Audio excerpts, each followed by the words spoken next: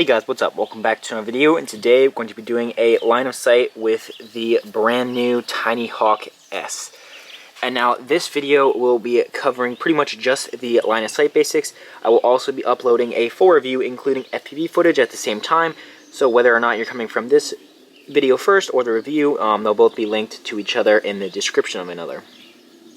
So starting off with the tinyhawk-s, it looks pretty similar overall to the previous tinyhawk version. However, they have made some nice changes overall. Main change being now that it can do 2S, and they have different rate profiles set up. First, I'm going to be using the included 1S 450 and show you that, sort of the more beginner mode and the acro or the angle and self-level modes. And then I'll also be doing the 2S in this video. And I didn't want to make it too long, and I wanted to focus on just the line of sight performance, so since I know a lot of reviewers won't be focusing on that, I wanted to make it a separate video. But overall, just quick impression, very, very nice build. Everything fits great overall. Just such a nice clean finish with the molded shell. Really, you get a lot of this quality from Emax. Nice to see. So let's go ahead and plug in the 1S battery here.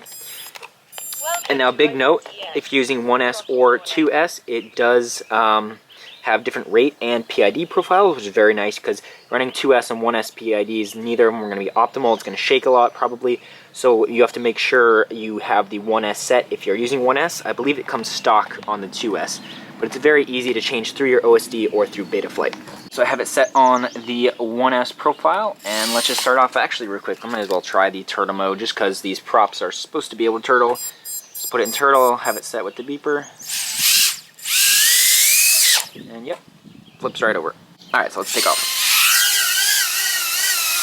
So this is in self-level here, and right away, holy crap. It just, something about it just feels super stable. Like, just the throttle and the way it holds with the quad props and the ducted design underneath. And hopefully you can tell, because that battery is sideways and the props are underneath, it keeps it very, very close to the center line, which is very nice. This is an angle auto level mode here, so I'm pretty much flying full stick, so it does not get very fast, but this will be pretty good for a beginner actually. Really nice, easy, controllable speed. Let's bring it back and do a full throttle punch here. So there you go. Not crazy, but definitely definitely quite enough for a beginner to work with, so it's really nice. I think there are definitely, even just from flying this for about a minute, this is going to be really nice for a beginner on 1S. You can flip it down into horizon mode now, so you can see the rates they have configured, that it's full stick. Definitely very slow. I assume the 2S rates will be faster. So now I'm in acro mode. You can see, yeah, same rate there. So you can definitely get it going quite a bit faster in acro. This would be if you're pretty much capping your skill level as beginner and you want to move up. I do recommend learning in acro right off the bat. However, I know a lot of people still are going to be staying at auto level, and that's perfectly fine. But this thing is just flying really nice and smooth. It just sounds so clean. Oh, hit the grass there. See, actually, that's one thing I was worried about, is the props being underneath, if it can take off. So let me just set it down there. So yeah, that's going to be a problem in grass. You're going to have a little bit of issue taking off. So I can just take off from my hand actually, since the battery keeps it a little bit up. Tiny little props, not going to hurt, but definitely don't try to hit yourself with them. So let's just get a little funnel going. This is an acro. Really surprised with how well it's performing on 1S 450. You can tell they've really optimized the design, and the PIDs are great. I've never had a micro fly this well.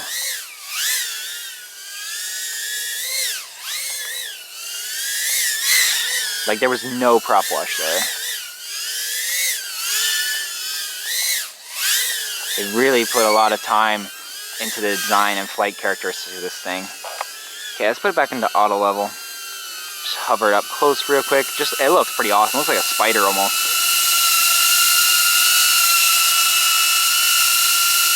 With those prop guards and the motor wires, the way they come back in.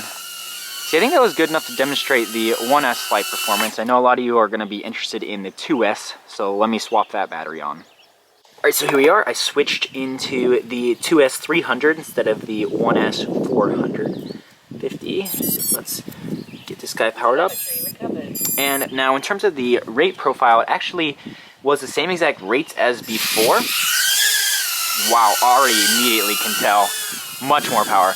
But in terms of the rate, they were the same as before. I couldn't really find a difference in the rates. The PIDs were definitely different. So you're definitely going to need to change that. But for these rates, I actually did increase them. So you might as well just go straight to acro here. Whoa! Alright, let's see the 2S power on this guy. Full punch here. Oh yeah. Oh yeah. That's what we're talking about. Little prop wash coming down on the way down, but it is pretty windy out. Whoa. Oh yeah. It flies a little bit interesting, just in terms of the way it flips and rolls, since it is quite a stretched X frame, and then the battery is underneath. But wow, listen to that thing go. So yeah, definitely once you're pretty confident flying on 1S for a beginner, this thing can really get up and out of it.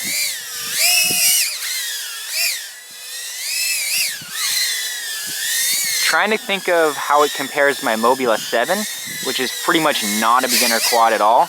Yeah, my rates are definitely too twitchy on this guy. Need lower RC and higher super rate. But to be fair, that's what they did have stock. I adjusted them, so that's my fault. Just to deal with it here. But compared to the Mobula, I'd say it's almost a little bit more powerful. It's hard to say. Both definitely very nice performing little quads.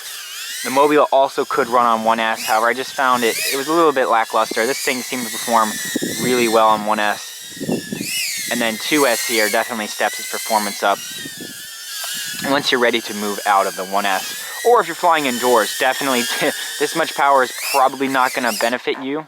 Yeah, I recovered there, but I wasn't sure, so I just disarmed.